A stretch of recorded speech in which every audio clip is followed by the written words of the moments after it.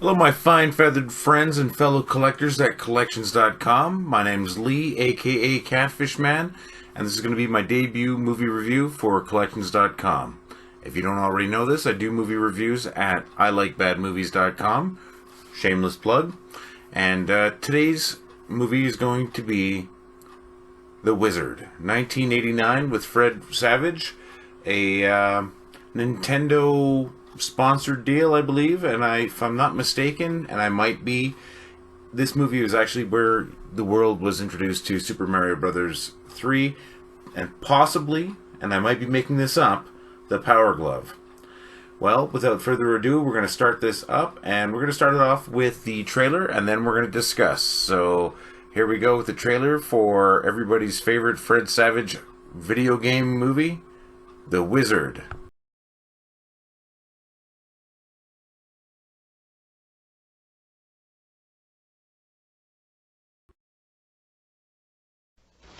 Two tickets to California, please. It's $226. Well, we only have $27.30. What does that get us? Nowhere. But Jimmy's got a secret. You got 50,000 on Double Dragon? What is that? Power glove. Yeah, well, And a ton of trouble. Got you. we're too late. Now, Video Armageddon. he's going to take a lot of guts. Fred Savage.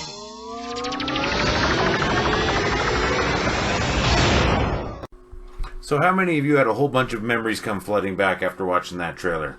Well, unfortunately, I wasn't one of the ones that have any memories coming back because this is the first time I've watched this movie.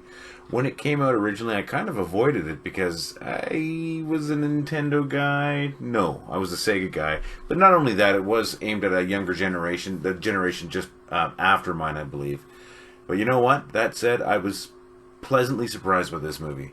Not expecting much, because I don't really go into any movie expecting much. And, I found it really fun. Kind of enjoyable, heartwarming, and that cheesiness. But at the same time, it was a fun movie. Really Nintendo-centric, but we knew that it was going to be like that. And now, please correct me if I'm wrong. And I could do some research, but I'm pretty lazy. As stated earlier, I was told that this was the debut of the Power Glove, at least in North America, and Super Mario Brothers 3. Not sure if that's true. Probably a good little Google search would solve that for me. But nonetheless, I enjoyed the movie.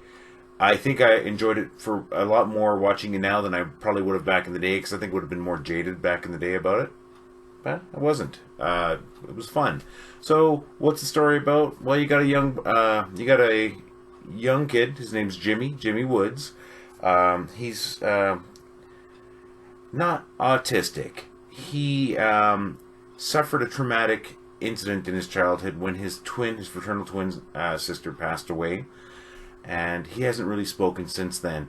He tries to run away all the time and saying he wants to go to California. One of the only few words that he can say. Now, his father and mother, they split up. He's got some half-brothers. And they're just two separate households, separate lives. In Jimmy's house, the mom, who was stepmother to Fred Savage's Corey, and Nick, the older brother, played by Christian Slater, an actor that I've always liked. Why am I not seeing him in more things? That's beside the point. But anyways, the mother split with the father. Father was Sam, played by another great actor, Beau Bridges. So there's some real good actors in this movie. Fred Savage being a better actor than I would have given him credit back in the time. So, got off track.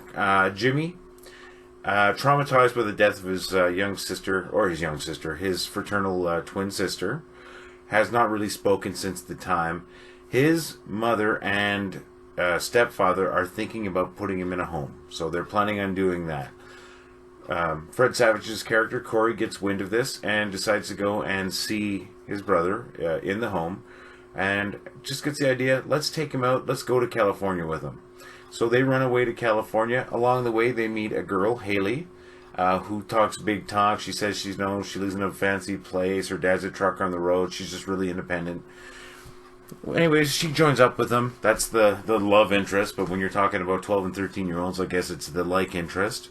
And they head out. Along the way, they find out that Jimmy's actually really good at video games. He's scoring something like 50,000 on Double Dragon at in a little store in the arcade machine. So they get the idea. Let's bring him out to California. Let's compete in the video game competition that's happening there. It's like a world video game competition.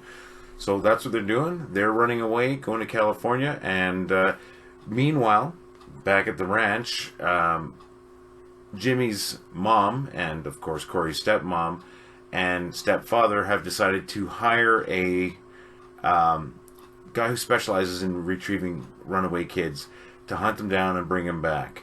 So when they get wind of this, the kids are avoiding him, trying to get to California, trying to avoid the tough kids that they run into along the way, and meanwhile, exploring their relationships. They're growing together, and they're really driven to get out there. So, of course, there's trials and tribulations on their traveling across the country to California. They have to stay away from this guy who's been hired to retrieve just Jimmy. So that's the only one he's been hired to go after. And they're trying to keep away from him. They run into bullies. They find another guy who's really good at video games, also going to be competing at the competition in California. Now, this is where you get to see the Power Glove. It's brought out like some amazing thing. Now, any one of my friends out there that are Nintendo fans who had the Power Glove, you know it wasn't that amazing. It looked cool, and that's about it. Hell, it still shows up in video and movies sometimes, spray painted silver or whatever, to look like a space age robotic arm or prosthetic. Once again, off topic. So, of course, the kid's going to be a video game master, or is a video game master, a wizard perhaps, and gets out there, competes. Everything's real close. It gets real tense. That will they get captured by the guy hired to retrieve them? Will they make it on time? Will Jimmy win? Who knows? You probably know. If you've seen the movie, you know the answer. And I'm not really too worried about being a spoiler for the plot when a movie came out in 1989 and we're sitting here in 2014. But anyways, you can figure out. These movies always have a happy ending. But it was actually a pretty fun movie, which I said a couple of times, but I don't care. If I was to give this a mark out of 5 stars, it'd probably be about 3. And 3's not that great, but you know what? The movie's fun. It kind of captures the 1989, the late 80s, early 90s, captures that feel because, well, that's when it was filmed.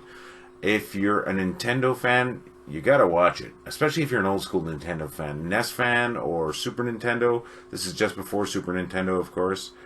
I've got to give them kudos. I really didn't expect to like this movie. I expected it to be a piece of crap.